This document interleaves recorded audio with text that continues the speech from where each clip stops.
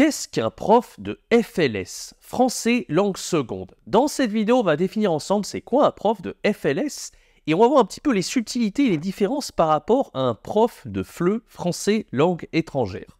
Avant de commencer, n'hésite pas à laisser un bon like, à t'abonner et à activer la cloche.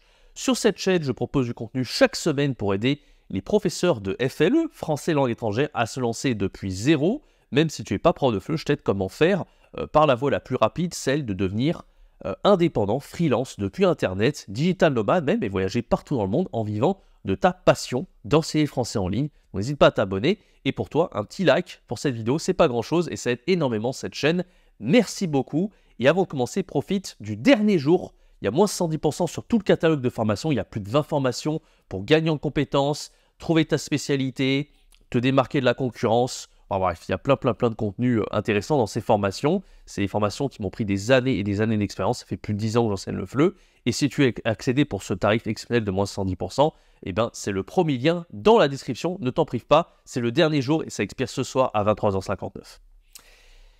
Alors, parlons un petit peu d'un prof de FLS, français langue seconde. C'est quoi la différence par rapport à un prof de FLE classique? En réalité, il y en a pas mal. Déjà, on va commencer par la terminaison français langue seconde.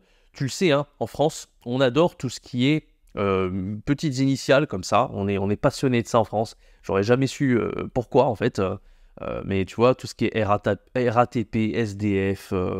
Ah bref, c'est un autre sujet. Les sigles, en fait. On adore les sigles. Bref.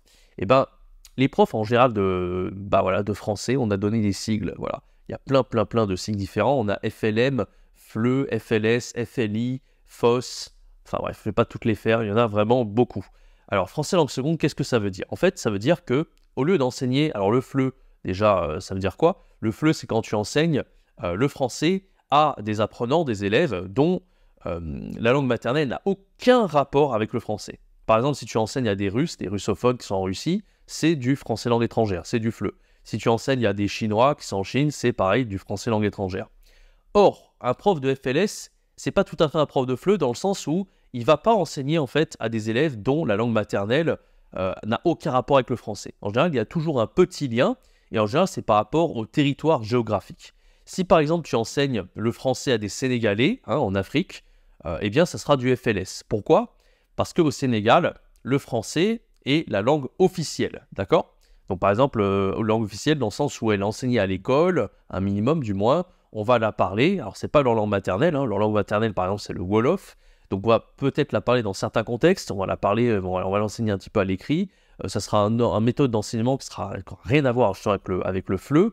Ça va être quelque chose d'un peu plus, académique, on va dire, d'un peu moins communicatif, etc. Il y a des objectifs qui sont assez différents, mais ça peut être vraiment intéressant, d'accord?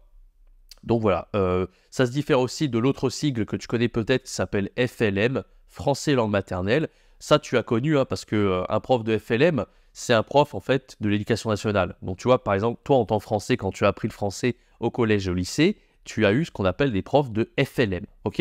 Et ça, c'est encore différent. On ne fait pas un master FLE pour avoir ça. On fait on fait le CAPES en fait. On fait un concours. Aujourd'hui, il est beaucoup plus facile qu'à l'époque, mais c'est pas du tout pareil. Tu vois, ça va être du français beaucoup plus poussé. On va faire de la littérature, etc.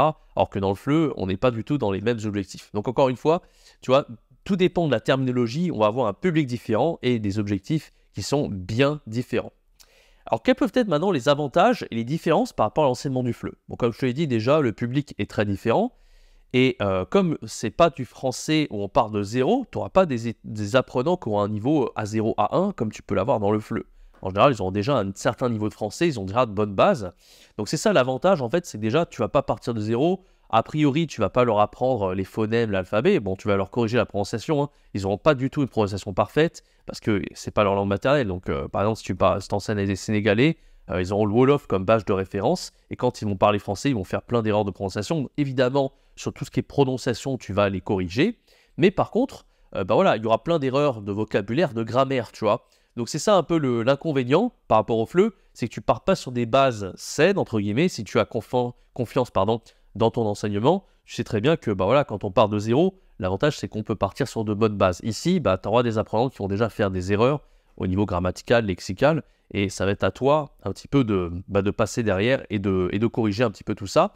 Mais vraiment, voilà, c'est à double tranchant. C'est-à-dire qu'à la fois cet inconvénient-là, mais aussi l'avantage, c'est que tu vas pouvoir tu vas pas partir avec des apprenants qui, eux, ont déjà des bases de français. Donc, tu n'auras pas à t'embêter avec l'alphabet et des trucs qui sont très difficiles à faire au niveau A0. Donc, voilà, ça, c'est le gros avantage.